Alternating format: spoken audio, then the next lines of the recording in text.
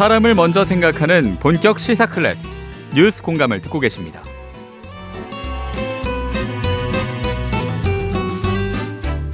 네, 요즘 이런 얘기가 많이 나옵니다. 아니, 바람이 왜 이렇게 많이 부는가 했더니 천하람 바람이 분다. 네, 오늘도 국민의힘 전당대회 광주 합동 연설회가 있었는데요. 이준석 국민의힘 전 대표 전화 연결돼 있습니다. 대표님 나와 계시죠? 네, 안녕하세요. 예, 오늘 광주 현장에 계셨죠? 지금 이따가 광주 송정역에서 다시 용산역으로 이제 올라가는 길입니다. 예, 오늘 합동 연설회 분위기 좀 어땠습니까? 아무래도 이 천하람 후보가 원래 대구 출신으로서 그 호남에 도전하는 그런 후보이기 때문에 예.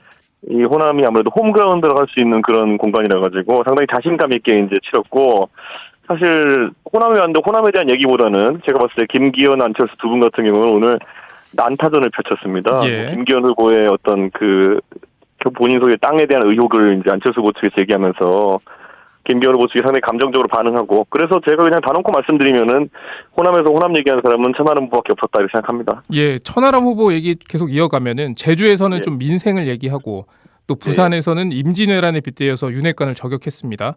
그런데 오늘은 좀 차분하게 빌드업을 하다가 막판에 쏟아내더라고요. 오늘 연설 좀 어떻게 평가해 주시겠습니까? 오늘은 그러니까 결국에는 이 호남에서 천하람 후보가 지적하고 싶었던 거는 이 보수 정당에서 호남에 실질적으로 당선 가능성이 없다고 생각하시는 분들이 호남에서 자기 험지 도전한다는 말만 계속하면서 중앙에 이제 당이나 아니면은 정부 측에다가 자리를 요구하고 이런 관행이 있었습니다. 그런데 그게 아니라 본인은 실제로 언젠가는 과거 노무현 대통령께서 경상도 지역에 계속 도전하면서 그걸 뚫어내기 위해서 선거에 도전하셨던 것처럼 이기는 선거를 하는 그런 호남 도전하고 싶다, 이런 취지로 이야기를 했습니다. 예, 맞습니다. 오늘 저희 청취자들 반응을 보면은 천 후보 연설을 보면서 지난 전당대회에서 이준석 대표의 연설이 떠올랐다, 이런 반응을 보이시는 분들이 있더라고요. 아무래도 스타일이 비슷하지 않겠습니까, 아무래도. 근데 그때는 호남에서부터 이제 바람이 불었다, 이런 얘기가 나왔잖아요. 그렇죠. 그때는 호남에서 그래서 약간 격세지감을 느낀 게, 그때는 호남에서 제가 호남의 5.18에 대한 이제 젊은 세대의 관점은 과거의 보수 세대와 다르다는 이야기를 했었거든요. 그때만 해도 역사 얘기를 할 수밖에 없는 상황이었는데, 지금은 더 이상 이제 그런 이야기를 하지 않고도 호남의 미래를 이야기할 수 있게 된 것이 상당히 달라졌다, 이런 생각을 합니다. 예, 오늘 천 후보 본인은 좀 어떤 얘기를 하던가요, 연설 끝나고? 본인은 이제 상당히 마지막에 격앙된 목소리로 이제 이야기하면서 하고 싶은, 전달하고 싶은 메시지가 결국엔 이기는 선거하기 위해서 열거를 이제 한 건데, 그 투표소 이름을 쫙 열거하면서 본인의 애정을 얘기한 건데, 안타깝게도 시간 조절을 잘못해가지고 호남의 큰 인물인 이정현 대표 이름만 얘기하고 거기서 마이크 꺼졌어요.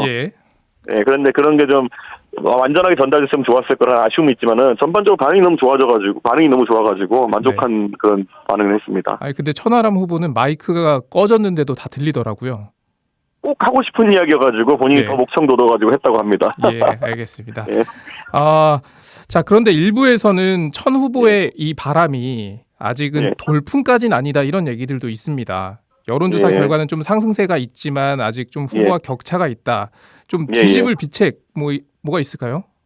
실제로 여론조사들을 보면 경향성이 나오는 것이, 저희가 같이 이제 보수 내에서 개혁을 하자고 하는 사람들, 저희는 개혁 보수라고 부르는데, 과거에는 이제 민심보다 저희가 당심이 불리하다, 이런 얘기도 있었고, 특히 지금은 당원 투표는 더 불리하다는 인식이 있었던 것 같아요, 사람들한테. 실제로 유승민 의원이 도전하던 시기에는 그런 모습이 좀 있었습니다. 근데 최근에 나오는 여론조사 수치들 보면은 경향성이 당 지지층 투표하는 것보다 당원 투표에서 저희가 더 잘 나오는 경향성이 있습니다. 당원을 대상으로 한 여론조사에서. 그런 경향성을 봤을 때 저희가 조직이 이제 조금씩 갖춰지는 것이 아닌가, 이런 생각을 하게 됩니다. 말씀해주신 김에 오늘 여론조사 하나 나온 게 피플 네트워크 리서치가 폴리뉴스 의뢰로 조사한 조사에서 전체 응답자 대상 조사에서는 천하람 후보가 1위를 기록했더라고요. 그렇죠. 민심에서는 1위를 기록하고, 그리고 그 조사에서 보시면 특이한 것이 아까 말했던 것처럼 당원이 아닌 우리 당 지지층에서는 안철수 후보와 천하람 후보의 격차가 5%, 6% 이렇게 났는데, 당원인 사람들이라고 응답한 사람들의 대상에서는 1.7% 정도의 격차가 나오는 걸로 나왔거든요. 그렇기 때문에 실질적으로 당원 투표를 하게 되면은 지금 거의 안철수 대표와 그다음에 천하람 후보 간의 격차는 거의 없기 때문에 소위 말하는 결선 투표에 누가 진출할지는 상당히 이제 미궁에 빠져들었다, 이렇게 볼 수 있을 것 같습니다. 예, 알겠습니다. 자, 그리고 어제 TV 토론이 있었습니다. 예, 예. 그 TV 토론 끝나고 그 이준석 대표께서 그 페이스북에 글을 하나 쓰셨더라고요. 예, 예. 역시 우리 총리님이 희망이다. 이거 예. 어떤 의미입니까? 그러니까 황교안 대표가 뭐 저도 같이 일해봤지만은 여러 장점이 있으신 분인데도 불구하고 지금까지는 좀 음모론적인 주장, 좀 뭐 부정선거론이라든지 이런 거를 이야기하시면서 예. 상당히 대중적으로 실망하신 분들이 있었는데 어제는 저는 개인적으로 그런 부분이 많이 절제되고 실제로 황교안 그 후보가 굉장히 적절한 이의 제기들을 하는 걸 보면서 이번 선거 토론에서 의외로 좀 관심을 받는 분이 될 수 있겠다 이런 네. 생각을 했고요.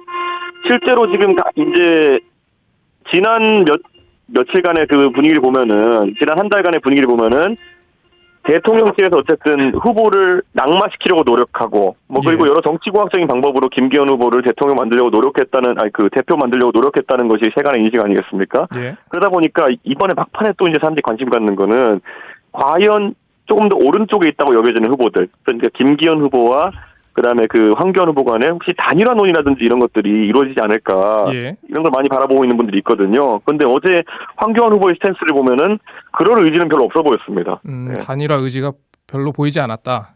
예. 예. 자, 아까 그 초반에 잠깐 말씀해 주셨는데 오늘은 안철수 후보가 김기현 후보를 향해서 그 KTX 관련 부동산 시세 차익 의혹을 제기했잖아요. 예. 이게 저는 예. 말씀해 주시죠. 저는 근데 이제 그거는 이제 안철수 후보 측에서 그러니까 좀 이게 제가 안철수 후보가 항상 하는 행보에 대해서 저는 좀 그래도 많이 들여다보는 편인데 예. 사실 어제까지만 하더라도 안철수 후보는 대통령실의 좀 강한 반응에 대해 가지고 좀 수그리는 모양새였거든요. 예. 그리고 뭐 윤핵관이라는 것도 언급하지 않겠다 그러고 윤한연대 그렇죠. 같은 것도 안 하겠다 그러고 상당히 좀 기가 죽은 모습으로 이제 임했었는데 갑자기 오늘 또 이제 속된 뭐 젊은 사람들이 쓰는 표현을 급발진한 거거든요. 예. 그러니까 사실 저는 안철수 후보가 정확히 어떤 입장에 서서 앞으로 정치를 바라볼지가 국민들이나 당원들이 관심 가는 지점이 아닐까. 예를 들어 대통령에게 할 말은 하면서 정치하는 정치인지, 정치적으로 윤핵관이라는 사람들과 대립 관계를 가져갈 것인지, 아니면 윤핵관들에게 뭐 협조적인 자세를 가져갈 것인지 이런 거를 국민들은 보고 그에 대한 답을 원하고 있는 건데 네. 뭐 명쾌하기보다는 계속 상황에 따라서 입장이 바뀌는 것 같아가지고 좀 혼란스러운 것 같습니다. 그러면 이것도 한번 여쭤볼게요. 어제 이제 안철수 후보가 총선이 끝나면 사퇴하겠다. 당대표직을 내려놓겠다라고 했는데 이 부분은 좀 어떻게 보셨어요? 아니 총선을 만약 이기면요 당대표 2번, 3번 더 해야죠. 그런 분은. 그렇죠. 예. 그러니까 저는 뭔가 좀 이상하다는 생각이 들었던 게 네. 원래 대표라는 거는 무한한 자신감을 가져야 되는 거고 저는 제가 대표할 때 모든 선거를 이기기 노력했고 실제로 모든 선거를 이겼거든요. 예. 그거 자신감이 돼야 되는 것이지 배수의 진이라는 게 딱히 딱 좋은 건 아니에요. 그러니까 왠지 패배를 예감하고 무슨 죽기로 싸우자 이런 거기 때문에 예. 저는 안철수 후보가 꼭 그렇게까지 뭐 본인의 거취를 지금 상황에 걸 필요가 있냐. 실제로 그때 이제 대통령실에서 안철수 대표가 당선되면은 대통령의 거취에도 변화가 있을 거다 뭐 이런 협박한 적이 있었거든요. 얼마 전에. 네. 근데 그것과 너무나도 저는 비슷한 게 뭐냐면은 그 본인의 거취 문제를 왜 여기에다 거는지 좀 약간 그게 좀 의아했다. 좀 이런 생각이 듭니다. 사실 당대표 역할이 총선 승리도 있지만은 총선 승리를 이룬 당대표라 그러면은 그걸 기반으로 더 많은 당 개혁을 해낼 수 있습니다. 당의 지지세가 생겨가지고. 예. 근데 왜 그런 거는 빼놓고 갑자기 사퇴하겠다 그러는지 모르겠습니다. 예, 알겠습니다. 예. 자, 이어서 최고위원 후보들 얘기도 좀 해볼게요. 오늘 마치 짠 것처럼 그 허은하, 김용태, 이기인 후보가 연설 내용이 좀 비슷했어요. 좀 이게 의도된 거였나요? 저희는 후보들끼리 모여가지고 매번 연설이 있기 전에 모여가지고 각자의 그 공약이나 아니면 각자의 논점을 상의를 합니다. 그래가지고 서로가 내는 아이디어에 대해서 의견도 교환하고 그리고 서로의 글 내용도 같이 봐주고 이렇게 하거든요. 예. 그렇기 때문에 다 뭐 서로 공감대를 가진 부분들을 특히 이제 발표를 많이 하고 있기 때문에 워낙 이 동지적 관계로서 이제 일해온 사람들이기 때문에 그런 마음이 좀 잘 받는 게 있는 것 같습니다. 뭐 이기인 후보는 권력자 이름 팔지 않겠다 이렇게 얘기하면서 철도 교통망을 강조했잖아요. 김용태 후보는 공항을 얘기했고요. 이런 움직임들이 좀 효과가 있다고 보세요? 현장이나 뭐 이런 데서?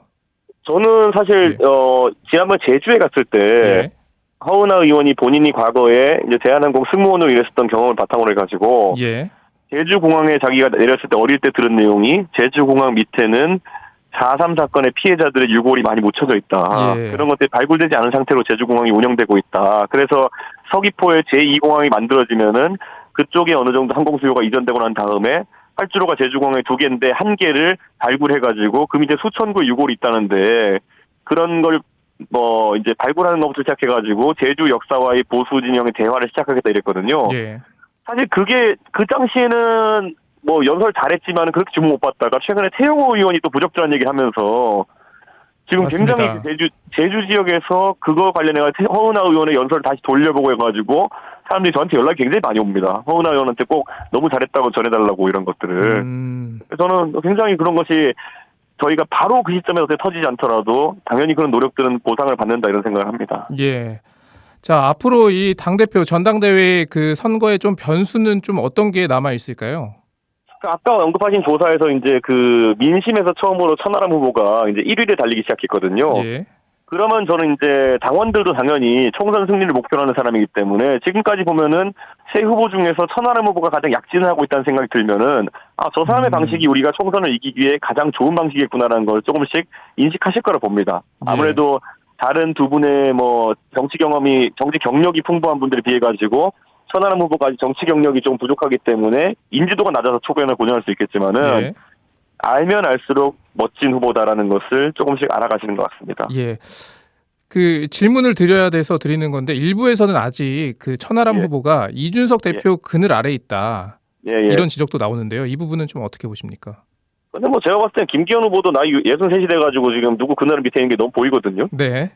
제가 누군지 말씀 안 드리겠습니다만 오늘 김기현 후보가 저한테 뭐 천하람 후보를 내세우지 말고 당신이 직접 나서라 이런 식으로 저한테 얘기했던데 제가 당원권 정지 안 당했으면 제가 직접 나섰죠. 그러니까 당원권 정지 해놓고는 뭘 직접 나오라고 하는 건지도 모르겠고 그다음에 저한테 만약에 뭐 직접 나오라고 할 것 같으면은 저도 김기현 후보도 누군가의 아바타라 생각합니다. 지금. 누군가의 아바타다. 누군지 말은 못하지만 지금 방송 청취하시는 모든 청취자분들이 아시겠지만 김기현 후보가 지금 사실 좀 인지도가 낮은 상태에서 갑자기 이제 여당의 대표 후보로 부상한 것은 솔직히 누가 밀어서 그렇게 된 거 아닙니까 보면은. 그러니까 본인이 오히려 더 빚진 게 많죠 거기에 대해서. 그렇기 때문에 오히려 저는 김기현 후보가 본인의 정치를 할 수 있는 환경인가에 대해서 의문을 좀 갖습니다. 예. 앞으로 또 TV 토론하고 합동 연설회가 좀 많이 있잖아요. 좀 소개해 주실 만한 어떤 전략이나 그런 거 없을까요? 그러니까 저희 최고위원 후보들 같은 경우에는 각자의 특색을 좀 살려가지고 예를 들어 이기인 후보 같은 경우에는 청년 최고위원은 이기인 후보 같은 경우에는 본인이 지방의원 출신이기 때문에 가는 곳마다 굉장히 세심한 지방 공약들 내고 있습니다. 그리고 뭐 김용태 최고위원은 후보는 이미 저랑 한번 최고위원을 해봤기 때문에 여러 가지 시야가 좀 넓습니다. 그렇기 때문에 폭넓은 그런 어떤 국가적인 과제들을 건드리고 있고 허은하 의원은 또 본인의 어떤 이력을 바탕으로 해가지고 굉장히 감성적인 접근을 많이 하고 있거든요. 그 전략들은 유효하다 이렇게 보고요. 천하람 후보는 무엇보다도 정치 개혁에 대한 의지가 강합니다. 지금 예를 들어서 윤핵관에 대해 가지고 사실 윤핵관이라는 말을 언급하지 말라고 대통령실에서 이야기하는데 사실 누군가를 언급하는 거는 천하람 후보를 포함해가지고 모든 국민이 누려야 될 자유거든요. 윤핵관이라는 사람들이 옛날에는 자기들이 윤핵관이라고 하던 적도 있었어요. 집권 초기에. 호소를 많이 했었죠. 그런데 본인들이 윤핵관이라는 이름을 지금은 소위 안 좋은 뜻, 그러니까 멸칭으로 쓰기 시작하니까 쓰지 말라 하는 거거든요. 그런데 그게 멸칭이 된 이유는 자기들이 윤핵관이라는 타이틀 갖고 좋은 일 하고 나라를 위해 가지고 좋은 일 많이 했으면은 국민들이 윤핵관이라는 말을 자랑으로 쓸 겁니다. 그런데 본인들이 윤핵관이라는 타이틀을 가지고 다른 사람을 면박 주거나 아니면은 뭐 자신의 좀 이기적인 욕심을 채우려는 시도를 많이 했기 때문에 윤핵관이라는 단어가 부정적인 어감이 씌워진 거거든요. 그러니까 그걸 반성해야지 지금 와서 윤핵관이라는 말 쓰면은 뭐라고 하겠다 이런 거는 너무나도 좀 말이 안 되는 얘기입니다. 그거는. 자, 그러면 이제 한 3주 정도 남았나요? 지금 언젠가는 뭐 역전의 순간을 기대하고 있으실 텐데 그 순간이 언제쯤 오실 걸로 좀 예상하십니까? 저는 오늘 아까 저희가 인용했던 조사에 따르면은 당원 투표에 있어가지고는 사실 당원이라고 응답한 지지층에 있어가지고는 이미 그 안철수 후보와 차은원 후보가 오차 범위 안으로 들어왔기 때문에 저는 거기선 이미 비등하다 보고요, 대등하다 보고요. 그다음에 그러면은 결국은 결선 투표가 치러지게 됩니다.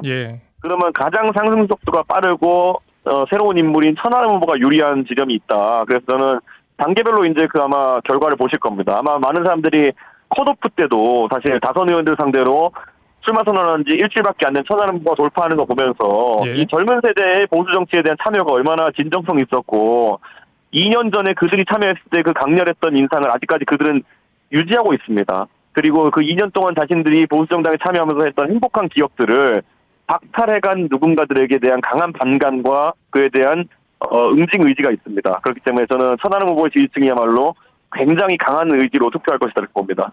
자, 근데 천하람 후보는 그렇고 하지만 네. 그 최고위원 후보자들은 아직까지는 뭐 이렇다 할 상승 곡선을 그리는 것 같진 않은데요.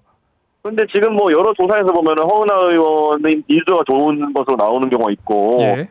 김용태 최고위원도 허은하 의원이랑 그 표를 공유하는 상태이기 때문에 저는 예. 그래서 뭐 상당히 좋은 결과를 기대합니다. 그 둘에 대해서도. 이기인 후보는요? 이기인 후보는 지금 사실상 이제 그 윤핵관 쪽에서 미는 장례찬 후보와 거의 1대1 구도를 형성할 것으로 저는 보고 있고요. 예. 그리고 이기인 후보에 대해 가지고 지난번에 저희가 이제 응원 영상부터 시작해서 이기인 후보가 굉장히 그 사람의 인간적인 매력이 뛰어난 후보라는 걸 사람들이 알기 시작한 것 같습니다. 그리고 무엇보다도 정치를 차근차근 해와가지고 성남시의원 8년 그리고 지금 경기도의원 1년을 하면서 완전히 지방행정에 대해서 통달했다는 것을 보여주고 있거든요. 예. 그리고 이제 한 가지 알아야 될 게 뭐냐면은 과거에 이재명 그 대표가 성남시장일 때부터 이재명 후보에 대해서 지적할 것은 지적하는 그런 시의원이었거든요. 예. 그래서 사실 지난 대선 과정에서나 그 전에서도 이재명 시장, 이재명 도지사에 대해 가지고 그 지적하는 많은 내용들에 대한 실제 자료 자체가 이기인 후보가 우리 당에 제공한 것들입니다. 그렇기 때문에 아마 그런 점들을 조금씩 이제 당원들이 알아야 할 거라 생각합니다. 그 이기인 후보 얘기하면서 나왔는데 마지막으로 좀 다른 네. 얘기인데요. 그 이재명 그 당대표 그 영장이 청구가 됐는데 이 부분은 좀 어떻게 보셨습니까? 저는 뭐 영장 청구에 이제 법무부가 이제 실제로 검찰을 통해서 하는 것이고 판단은 이제 법원에 내리는 것인데 그와 별개로 저는 방금 전에 제가 속보로 이제 어떤 언론에서 보도한 걸 봤는데 네. 대통령실에서 뭐 예를 들어서 뭐 이재명 후보에 대해서 방탄국회를 열면은 영장 청구를 계속할 것이라는 취지로 이제 얘기한 게 있더라고요. 예. 저는 근데 그건 사실 대통령실이 그런 건 얘기 안 했으면 좋겠습니다. 그거는 그러니까 사법의 영역이고 아니면은 준사법의 영역이라고 하는 것은 예. 대통령실이 언급하는 순간 정치 영역으로 전환될 가능성이 있습니다.